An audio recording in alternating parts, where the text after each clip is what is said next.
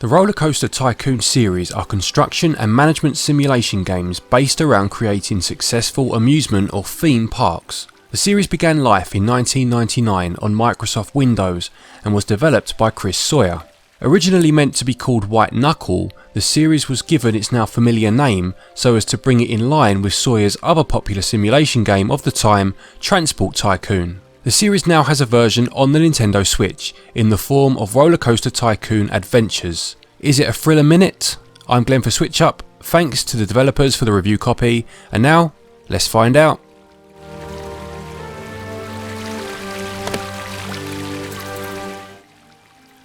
RollerCoaster Tycoon Adventures is an adaptation of 2016's mobile edition RollerCoaster Tycoon Touch. Whereas that version used the free-to-play model and contained in-app purchases, these have been removed from the Switch version, which instead sells for a set price. There are 4 main game modes, and they are Tutorial, Story, Scenario and Sandbox mode. The Tutorial mode is meant to teach you the basics and has some simple objectives for you to achieve in order to show you the ropes. The Story mode sees you taking over a recently closed theme park with the aim of restoring it to its former glory. Scenario mode has you attempting to complete preset challenges, and finally, Sandbox mode is a free play mode where you can build your park however you want without any financial restrictions. In terms of the basic gameplay, across all the game modes, things work well enough initially. You use the directional pad to move through the various icons at the bottom of the screen, thus allowing you to choose between the various buildings at your disposal. These range from the rides, restaurants, decorative features, amenities, and of course the roller coasters. You can also check your objectives or your research options here, and more on that in a minute. The roller coaster building, obviously a big part of the franchise, is still fun. You have the pre-made coasters, but the fun comes from designing the custom tracks, putting something together that encompasses many twists and turns, and then seeing your guests ride it is very satisfying. But there is one huge flaw with the roller coaster building. As you place them in your park, you will notice that you can overlap them with other buildings.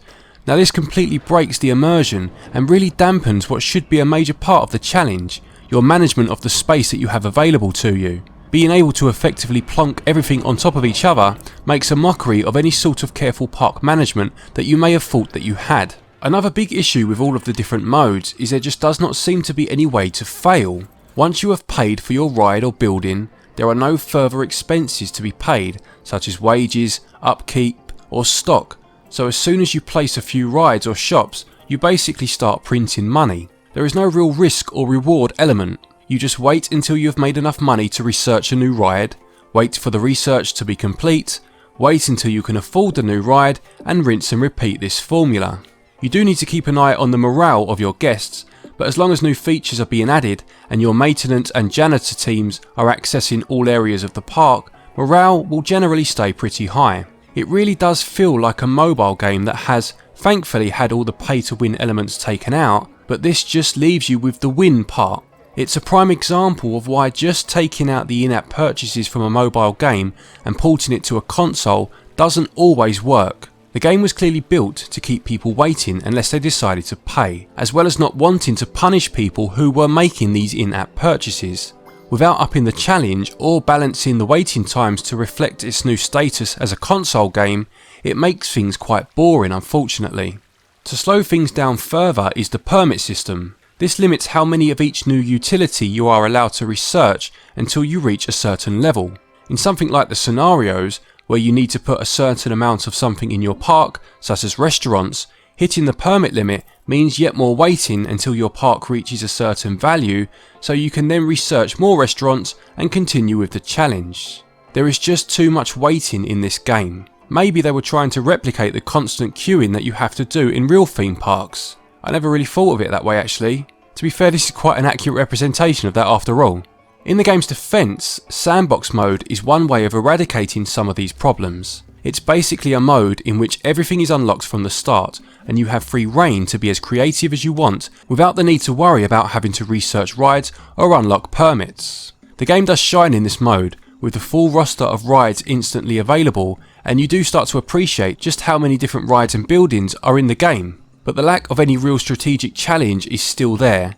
If you just want to build theme parks and create the most weird and wonderful roller coasters, then the Sandbox mode certainly fits the bill in that regard.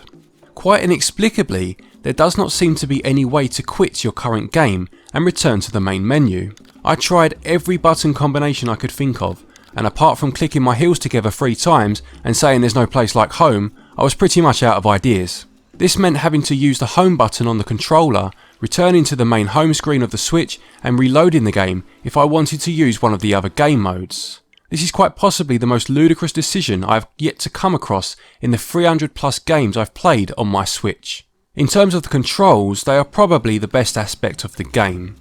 Movement is controlled with the left stick, camera movement with the right stick, and zooming in and out via the ZL and the ZR buttons. As mentioned earlier, navigating the menus is done with the D-pad, and this works pretty well. Movement and placement of rides can feel a little clunky at times. It's almost as if gravity is constantly trying to pull the building or the ride back down to earth as you are attempting to move it. Or like how it feels when you try to walk but you've got a piece of chewing gum stuck to the bottom of your shoe. Not good. The core gameplay is still fun, and Sandbox mode has the potential to last you for hours as you attempt to outdo your last effort in terms of the thrills it provides, but it suffers from having a pay-to-win core even if such elements have been removed from the game. Gameplay receives 12 out of 20, whilst the controls receive 16 out of 20.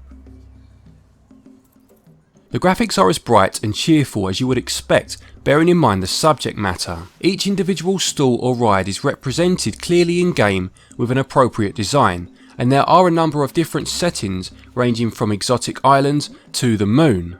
There is some nice ambient lighting as well as day turns to night, but the level of detail on the terrain is a little disappointing, with grass represented with one basic shade of green, likewise sand with one basic shade of orange. It just gives a, dare I say, cheap look, almost like a playmat you would find in a child's nursery.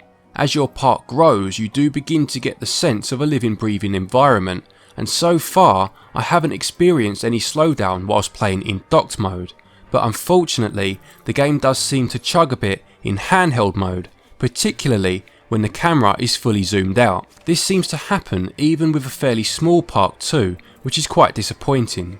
Loading times can also be a little long, which is not a huge deal in and of itself, but coupled with the aforementioned problem of having to quit out to the Switch's home menu when wanting to change game modes, and it all starts to become quite tedious. In terms of visual presentation, the amount of spelling and grammatical errors in this game is also very disappointing. Being a teacher by trade myself, my brain seems almost conditioned to spot spelling mistakes, so perhaps some people wouldn't notice or indeed even care about this. But in a game published by someone as big as Atari that costs, well, we'll get to the cost in a minute, this is just not okay. Visuals receive 12 out of 20. For the audio, each different setting has its own theme, and the whirring of the rides and the joyous screams of the guests can be heard should you zoom in enough to hear them. In fairness, HD rumble is also implemented fairly well too, with the controller rumbling in your hand as you test out your roller coasters, reacting to the different twists and turns. This is a very nice touch and very much welcome, and audio receives 14 out of 20. RollerCoaster Tycoon Adventures costs a pretty eye-watering £44.19 or $49.99. This price is just incomprehensible. Fair play to the publishers for removing all pay-to-win elements and replacing them with a set price, but if this is the price that they feel is appropriate, then quite frankly I'm staggered. Objectively speaking, 4 game modes with a gameplay hook that some will find near infinite means that some people will enjoy this irrespective of this large price, but you just cannot shake the feeling while playing that its original mobile pay-to-win roots still adversely affect the gameplay, which unfortunately lends itself to accusations of a lazy port. There is a physical version of the game available, and I have seen it here in the UK for around £30, so this is absolutely the way to go if you are interested. Value receives 4 out of 20. To conclude, RollerCoaster Tycoon Adventures is not the first Switch game that started life as a mobile title. It's not the first to have in-app purchases or pay-to-win elements stripped out and replaced with a set price either. The problem is that some of the gameplay mechanics are clearly built around such features, and the game has not been altered enough to rebalance it after their exclusion. The other problem is that the one set price that has been added to the game is absolutely astronomical and, to be honest, quite unacceptable. The core park building element is still fun, albeit quite basic actually, and the ability to build huge roller coaster rides may well be enough for some people. If this sounds like you are one such person, then seek out the cheaper physical copy or wait for a big sale. Otherwise, unfortunately, it's quite difficult to recommend this one.